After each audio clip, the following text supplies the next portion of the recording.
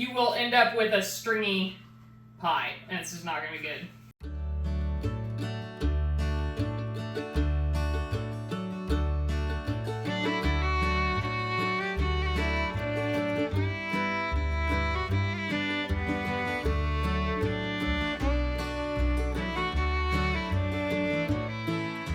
Good morning, you guys, and welcome back to FarmStead. If you're new to our channel, my name is Kirsty, and today we are going to be making a pumpkin pie from an actual pumpkin, okay? Not from the can. This was a request from one of my friends, Cammie, and I am finally getting around to it, all right? Okay, you guys, I think that people make this out to be so much harder than it actually is, okay? So you're gonna cut your pumpkin in half. Carefully, don't cut yourself, okay?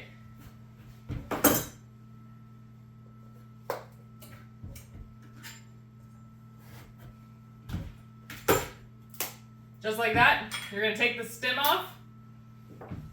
You are going to scrape out the insides. Now, ideally, you will have a sugar pie pumpkin for this. You do not want to use a jack-o'-lantern or any of the ornamental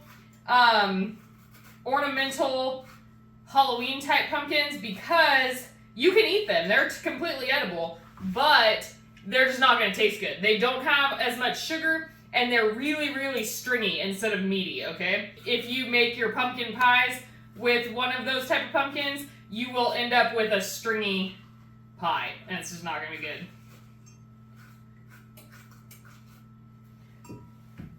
I'll pop up a list of other good pumpkins that you can use, because there's a lot of heirloom varieties that are actually really good that you can grow to do pumpkin pies that are a lot larger than a sugar pie. I actually purchased this pumpkin for our Thanksgiving under $50 video. If you want to check that out, you can click the link above. So what you're going to do is you're going to take a cookie sheet, either non-stick or line it with aluminum foil. You're going to put your pumpkins face side down, and then you are going to take them and wrap the top with aluminum foil. Now you are going to put them in the oven at 400 degrees for 30 minutes or until they're fork tender. If they're really thick, they might take a little longer. This is a pretty thin one. It's only going to take about 30 minutes, and then we will be back to finish up our pumpkin pie.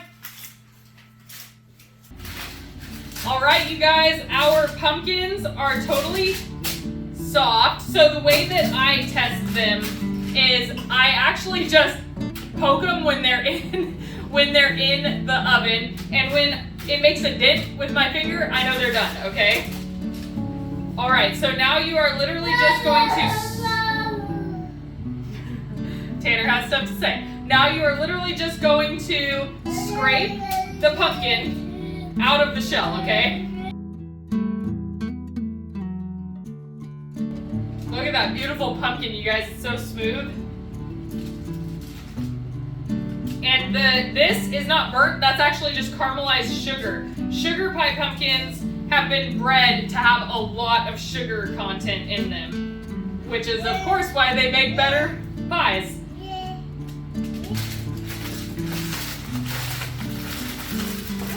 All right, we will get that thrown away. All right, now here's a little trick, you guys, okay? To make sure that there are no clumps or strings from your pumpkin, because let's face it, you know, this is squash, I like to run my immersion blender through it to make it super smooth.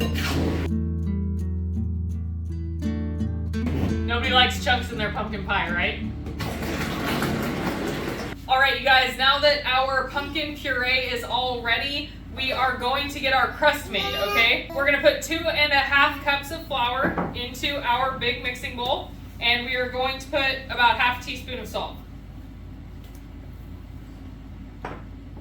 All right, now, I talked to you guys about this in the apple pulp pie video, but my trick to a super flaky crust is to use both really, really cold butter and really cold lard, okay? So we are going to, first of all, mix the salt in there so it's not all in one clump.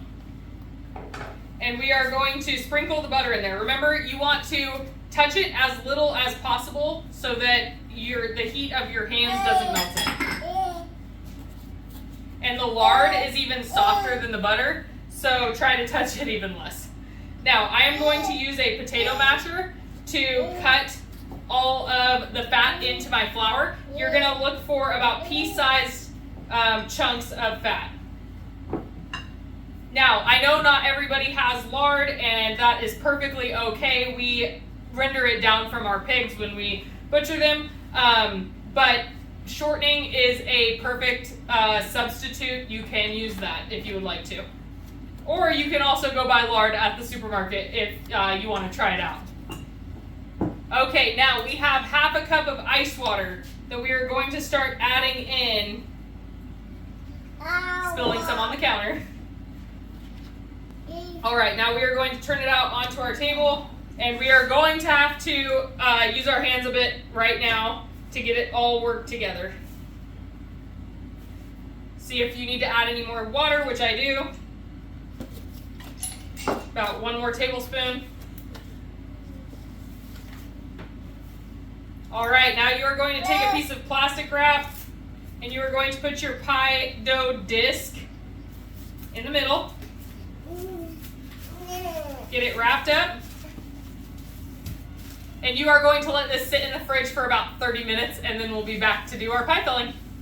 All right, you guys, it is time to get our pie crust rolled out, okay? Had to take a little lunch break while the pie crust was cooling off.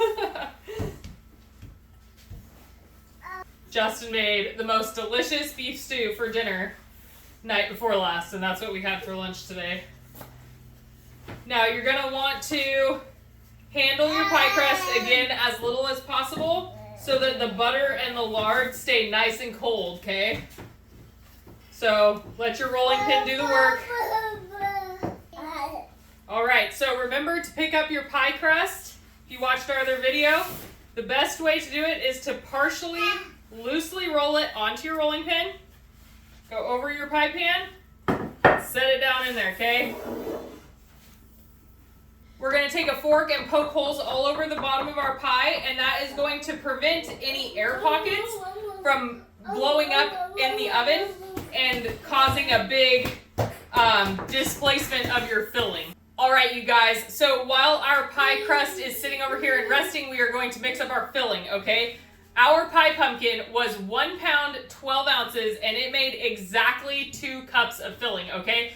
Now, I want to tell you, if you go back and you watch our Thanksgiving dinner for under $50 video, you will see that we pick a pumpkin with a very small stem, okay? So you're going to get more pumpkin for your money if you don't have a really long stem on there. However, the stem is important to the pumpkin staying good, okay? So if you buy a pumpkin that you might have sitting for a couple weeks, make sure that the stem is fully intact. It will make sure that your product stays good longer, okay? So we have 2 cups of pumpkin puree here, and we are going to add an entire can of evaporated milk to it.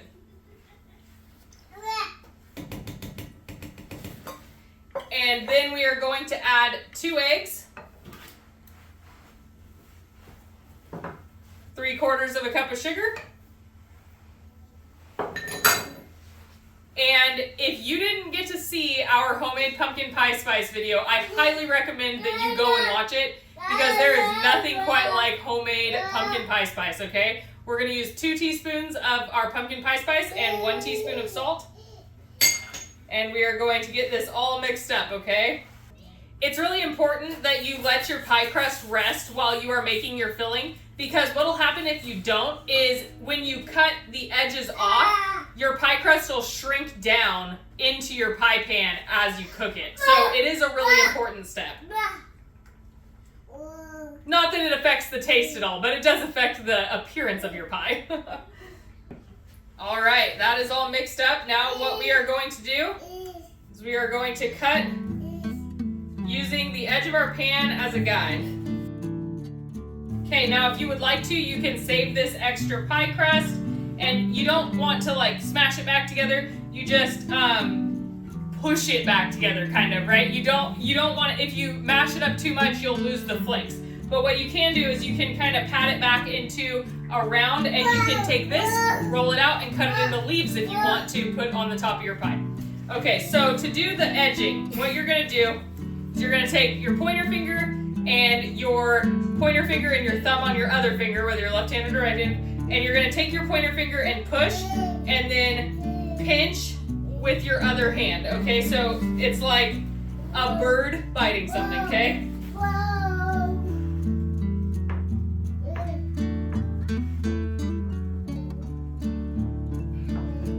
That's how they taught us in culinary school. You're feeding the baby bird. We are going to fill our pie